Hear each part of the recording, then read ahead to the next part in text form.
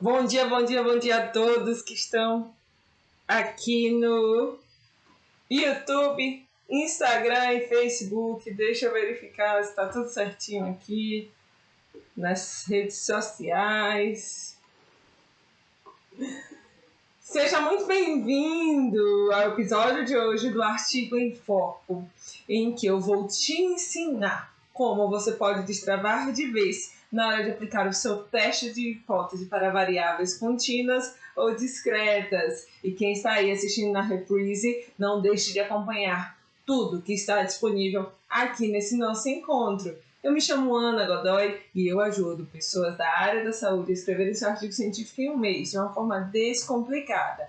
Então seja muito bem-vindo a esse nosso espaço de debate científico. É muito importante que a gente tenha clareza desses pontos na hora da redação do artigo científico.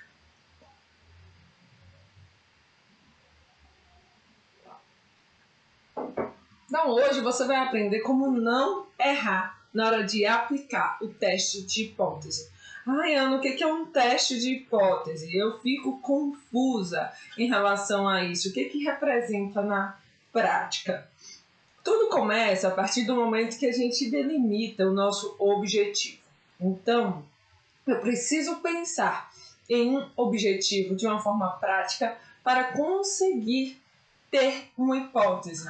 Então, tudo nasce dessa ideia de criar o objetivo. E aí, com essa criação do objetivo, você vai ter uma hipótese que você precisa refutar ou não refutar. O que isso significa na prática? Que você precisa decidir se essa hipótese, ela de fato vai ser avaliada, vai ser negada ou não vai ser negada. A partir desse momento, você vai começar a construir a ideia do teste de hipótese, que representa essa primeira visão. Bem, e a tradução do objetivo versus hipótese? Como é que eu posso fazer isso?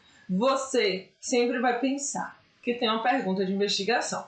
Quando você tem uma pergunta de investigação e você avança para o ponto do objetivo, você fez uma conversão ali para que você consiga ter clareza. Então, primeiro eu vou perguntar, será que o consumo de bebida alcoólica excessivo causa o suicídio? Eu estou fazendo uma pergunta.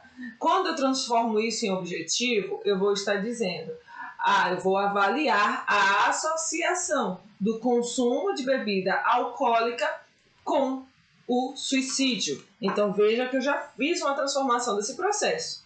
E quando é que eu tenho a minha hipótese de fato? Quando esse objetivo se transforma em uma afirmação que eu preciso negar ou não vou negar essa afirmação. Então, nesse exemplo, a gente vai dizer que o consumo de bebida alcoólica, ele causa o suicídio. Ou o consumo de bebida alcoólica, ele não causa o suicídio. Então, aí eu tenho duas afirmações que eu posso pensar diante daquilo que eu estou avaliando e considerar no meu trabalho. Então, esse efeito é conhecido como hipótese nula e hipótese alternativa, que são questões que a gente precisa entender. Bem, depois que eu traço esse caminho de pensar na minha pergunta de investigação, no meu objetivo e ainda delimitar esse meu teste, essa minha definição da hipótese, eu preciso avançar para o teste de hipótese. E o que é esse teste de hipótese? No fundo, quando nós estamos trabalhando com a estatística, quando nós estamos aplicando o nosso conhecimento, é a gente usar recursos numéricos para nos ajudar a obter uma resposta. E aí, isso vai depender, cada teste, do tipo de variável que eu estou utilizando, que eu estou empregando. Então, não é suficiente imaginar que há um único tipo de teste que eu devo aplicar, mas sim aquele teste direcionado para o tipo de variável que eu tenho. Então, se eu consigo ter clareza do tipo de variável, eu consigo ter clareza da escolha do teste. Então, muitas vezes, a pessoa está assim, com uma variável numérica, com uma distribuição que a gente chama de contínua ou uma distribuição discreta. E aí, o que acontece com esse efeito que a gente sempre ali está avaliando? A pessoa não sabe escolher o teste, porque ela não entende qual é a diferença entre a distribuição dos seus dados e entre os resultados que você pode gerar a partir da distribuição dos seus dados. Então, o primeiro ponto que a gente precisa ter em mente durante essa avaliação é como é que os meus dados eles se comportam. E o que é que eu quero dizer isso? Os dados eles se comportam como uma criança, por exemplo. Você vai avaliar aquela criança que é quietinha ou aquela criança que é mais agitada. Quando você tem um dado com a distribuição certinha, é a representação da criança quietinha. Você consegue prever como é que esse dado vai se comportar. Quando você tem um dado que está um pouquinho bagunçado, é como se fosse a criança agitada, em que você vê que tudo está meio embaralhado. E eu posso aplicar a mesma técnica de educação para a criança quieta e para a criança agitada?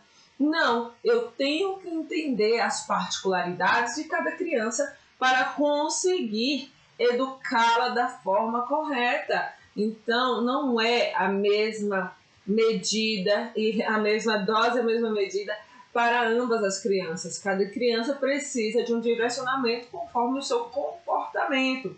E é a mesma coisa quando nós estamos trabalhando com os dados. Por quê? Os dados, eles vão ter essa modificação, eles vão ter essa alteração de comportamento. Então, eu não posso adotar uma regra geral para dizer que o meu teste de hipótese é similar, é igual para todas as questões. Então, muitas pessoas perdem a oportunidade de realizarem uma boa análise de dados porque não sabe escolher o teste. E, gente, o teste é o quê? O teste estatístico é uma forma da gente mensurar, para a gente ter uma métrica aplicável, para a gente ter uma forma de dizer que aquele resultado ele é válido ou não do ponto de vista estatístico. E quando você escolhe o teste errado, você pode ter um resultado errado. Isso é recorrente, as pessoas fazem testes errados porque entendem que é uma distribuição só, uma compreensão só em relação aos seus achados. Então, você saber escolher o teste para verificar o que ele quer transmitir de mensagem junto com a distribuição dos seus dados é importante. Então, as pessoas sempre pensam assim: é só eu fazer um cálculo de medidas de tendência central para variável numérica, que é variável contínua discreta, que está mais do que suficiente. Isso aí eu consigo verificar toda essa informação. E não é. Você pode sim fazer o cálculo das medidas de tendência central, você pode até comparar os grupos, mas se você não avaliar a distribuição desses dados, você vai ter dificuldade para decidir esse ponto da estatística. Então, a escolha correta do teste estatístico parte da distribuição dos dados. Eu quero mostrar algo para vocês aqui. Deixa eu ver se está aparecendo aqui para todos. Deixa eu verificar aqui. Quando eu estou avaliando... está aparecendo para todos. Quando eu estou avaliando os meus dados, eu tenho que pensar no seguinte aspecto. Eu tenho que pensar se existe uma distribuição, que a gente chama de distribuição normal. E o que eu quero te dizer com a distribuição normal?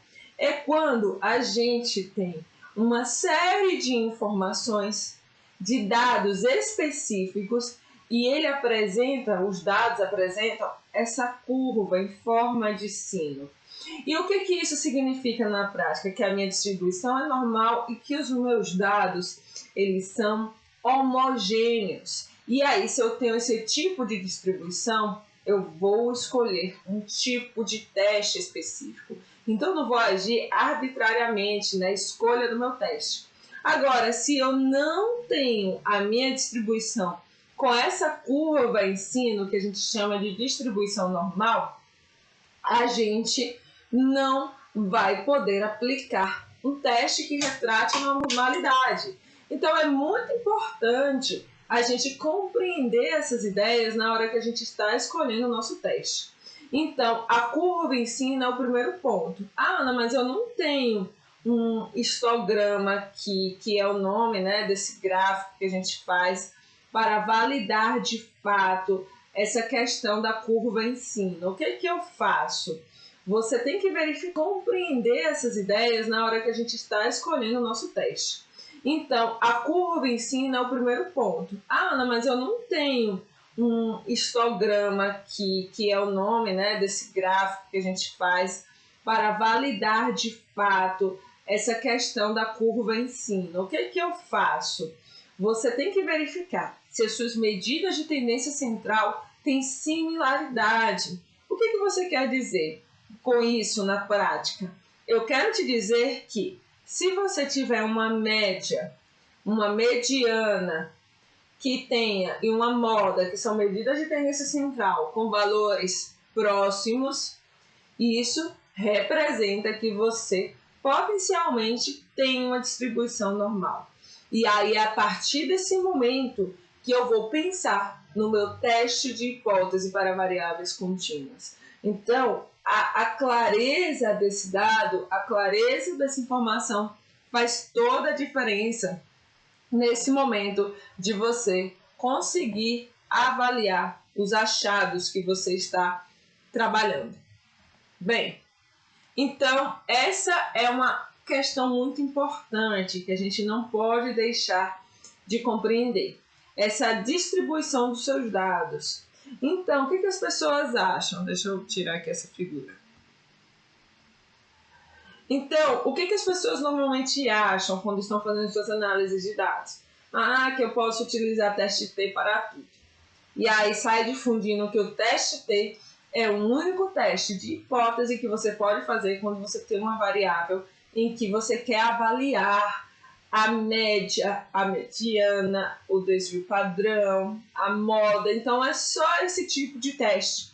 E isso está errado. Por quê? Senão você vai distorcer. Olha, um conceito que a gente vai ter que aprender agora para a gente não distorcer o nosso resultado é que, dependendo dessa distribuição que eu acabei de te mostrar, se ela é normal ou se essa distribuição não é normal, conforme característica dos dados e a homogeneidade dos seus dados, você vai decidir por testes que a gente chama de testes paramétricos e testes que não são paramétricos. E por que eu estou te falando desses testes? Porque se o dado tem essa distribuição homogênea, que a gente chama de distribuição normal, a gente vai aplicar um teste paramétrico.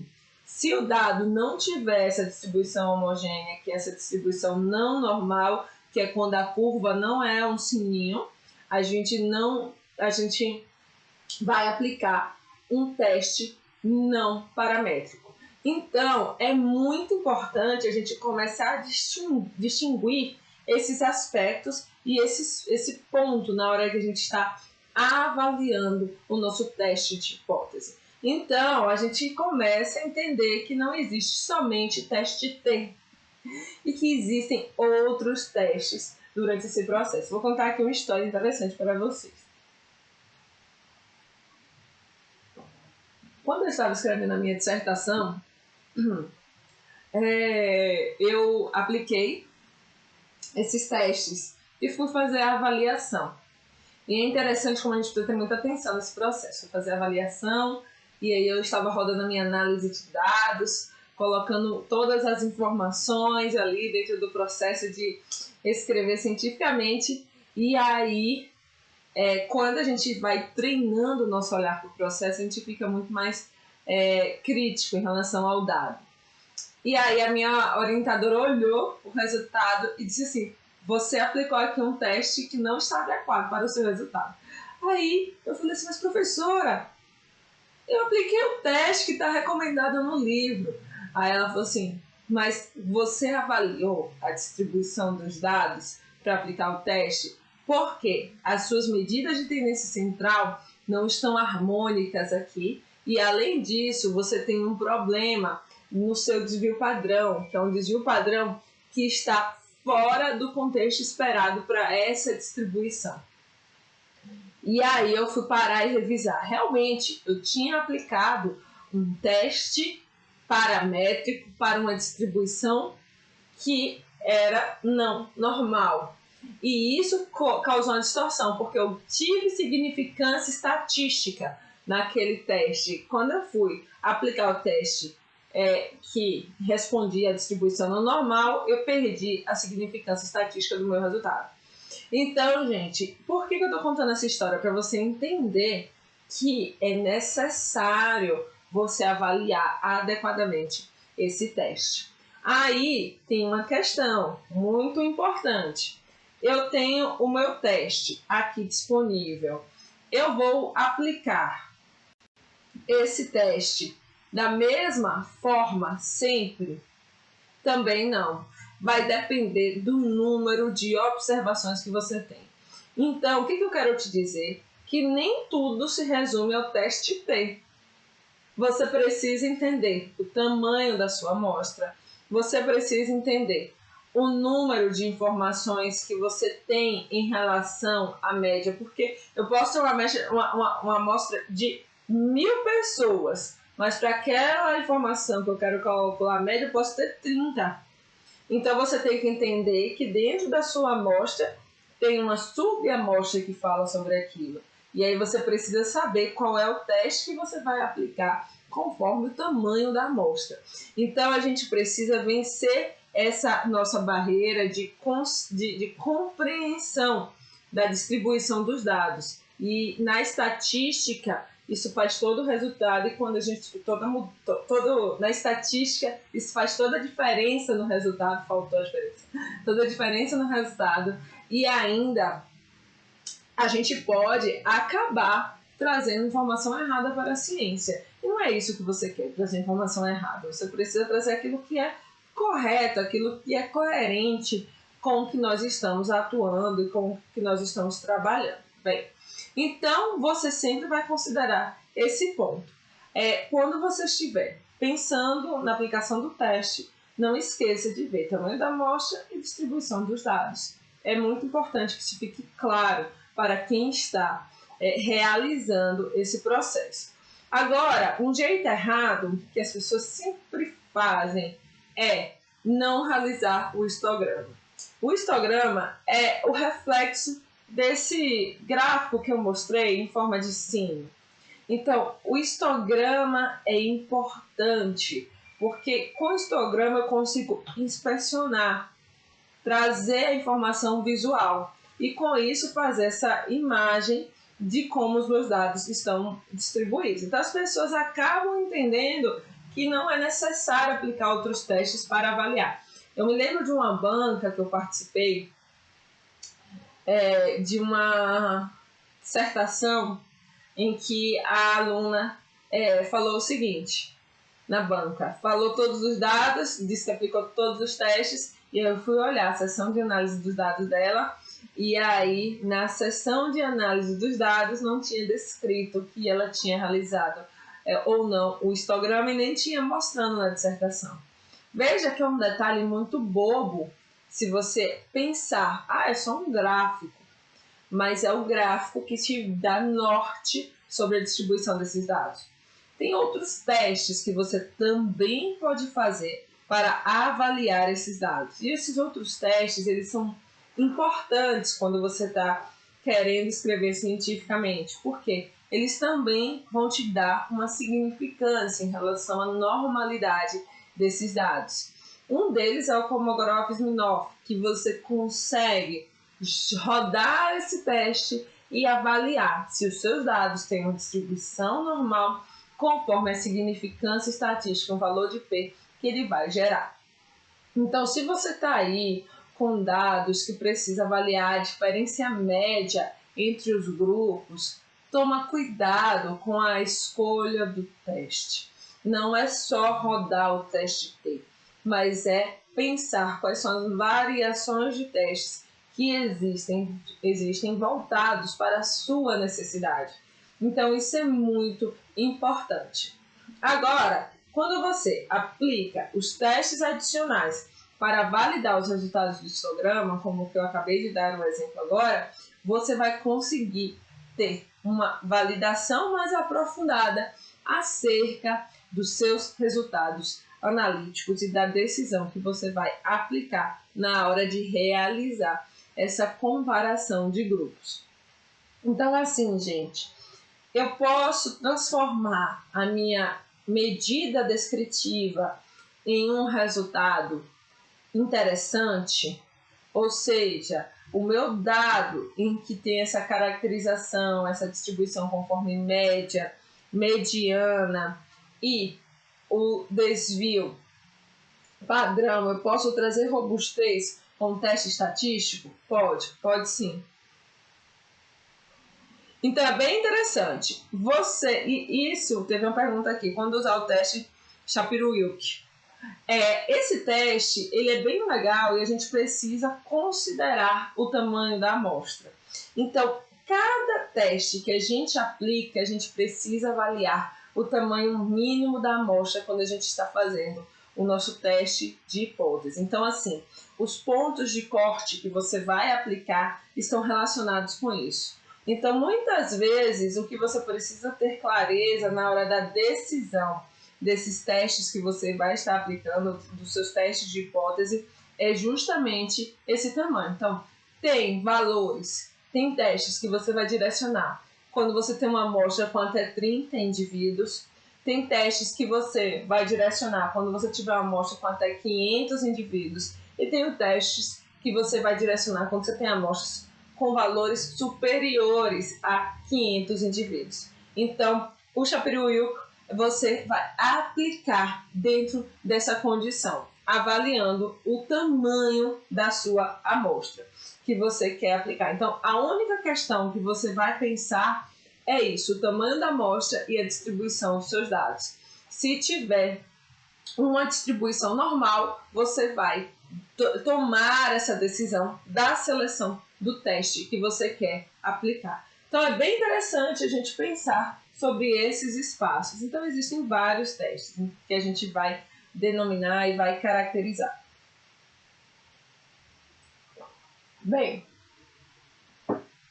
depois que você faz esse seu desenho analítico do que você vai aplicar e do que você quer fazer conforme a distribuição dos seus dados, é que você vai interpretar suas medidas em relação ao teste de hipótese. E como é que eu interpreto as minhas medidas em relação ao meu teste de hipótese? Eu sempre vou considerar se a minha hipótese ela foi de fato negada ou se ela não foi negada.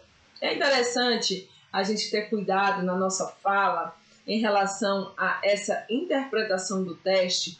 Por quê? Porque muitas vezes as pessoas falam assim, a minha hipótese ela foi confirmada. E isso é algo que a gente precisa ponderar muito na hora que nós estamos falando do ponto de vista prático, porque o teste estatístico ele está ali para te ajudar a negar ou não negar, e é diferente de confirmar. Então, eu estou fazendo essa ponderação aqui porque muitas vezes e repetidas vezes a gente expressa isso, a gente fala, minha hipótese ela foi confirmada. Não, certeza, a gente não tem de tudo, mas a gente pode não negar que aquela hipótese existe. Então, assim, tudo isso deve ser muito bem avaliado na hora da sua interpretação. E qual é o ponto que me ajuda a interpretar o meu teste de hipótese? É algo que a gente chama de valor de P, ou P-valor. P-valor inferior a 5% ou menor que 0,05 representa que a minha hipótese pode não ser negada. E a minha hipótese o quê? A minha hipótese nula. Qual é a hipótese nula que eu estou querendo avaliar? É aquilo que você conectou com o seu objetivo. Então, se o seu objetivo é pensar essa ideia, você vai dizer que você pode ter que é a ideia do consumo de bebida alcoólica e suicídio, você pode ter clareza ali de como o seu resultado ele pode de fato ser algo que deve ser considerado ou algo que não deve ser considerado. Então, com isso, o teste com valor de P menor que 0,05 vai te dizer isso. A hipótese nula diz que não existe diferença entre os grupos, é uma afirmação comum que eu quero avaliar. Então, não existe diferença entre as médias desses grupos. Então, se a minha hipótese nula está falando isso e eu tenho um valor de P significante, significa, na prática, que a minha hipótese nula foi rejeitada. O que é um valor significante? Aquele menor que 0,05.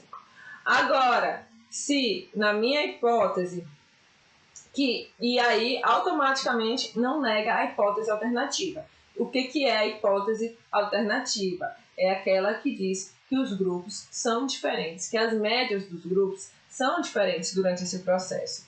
Então, se eu tenho isso na minha hipótese alternativa e na minha hipótese nula, o valor de P é menor que 0,05, significa de fato que existe uma diferença estatisticamente significante entre os grupos, entre as médias dos grupos. Agora, se eu tenho um valor de P maior ou igual a 0,05 e com esse valor eu consigo observar que a minha hipótese nula ela não foi rejeitada e a minha hipótese alternativa ela foi rejeitada, o que significa? Significa dizer que não existe diferença das médias do grupo, então de cada grupo. Então, isso é importante que a gente tenha clareza durante o nosso momento de construção da nossa análise. E é isso que a gente vai avaliar na média. E por que eu tenho que fazer um teste de hipótese? Porque se eu quero avançar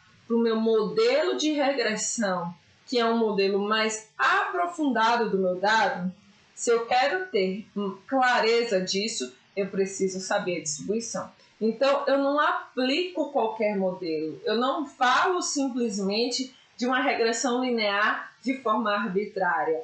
Eu volto para o meu teste de hipótese para decidir se vai ser uma regressão linear ou outro tipo de regressão conforme a distribuição dos meus dados. Então, assim, é bacana a gente perceber essa nossa construção científica e essa ideia durante a decisão dos dados do que a gente tem, porque a gente começa a ficar independente.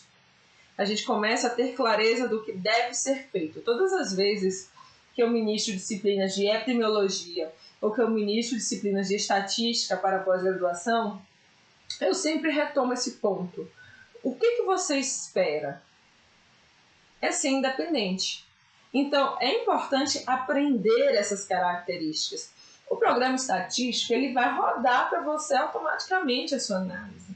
Mas, para que você consiga, de fato, interpretar e escolher adequadamente, você precisa aprender esses aspectos básicos. E olha, gente, não é complexo como se imagina, mas o que você precisa começar a entender é como você vai obter respostas para o seu objetivo de uma forma eficiente. Então, tudo isso deve ser considerado e deve ser aplicado na hora da análise dos seus dados. Então, a escolha do teste de hipótese para variáveis contínuas vai depender dessa distribuição que você está adotando durante a sua jornada de escrever cientificamente.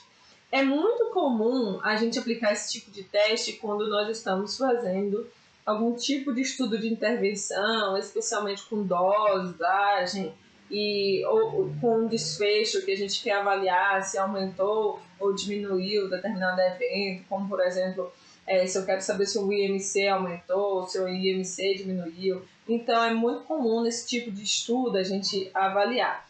Também a gente pode pensar em desfechos que não partem para estudos de intervenção, mas que a gente acaba trabalhando, como baixo peso ao nascer, semanas gestacionais, e fazer uma avaliação com a exposição, que também é contínua. Então, assim, são uma série de questões que a gente vai decidir durante a nossa análise, mas você sempre vai considerar essa distribuição dos grupos e fazer esse teste de nossa análise. mas você sempre vai considerar essa distribuição dos grupos e fazer esse teste de hipótese para calcular as médias. É interessante lembrar que quando você normalmente está aplicando alguns tipos de teste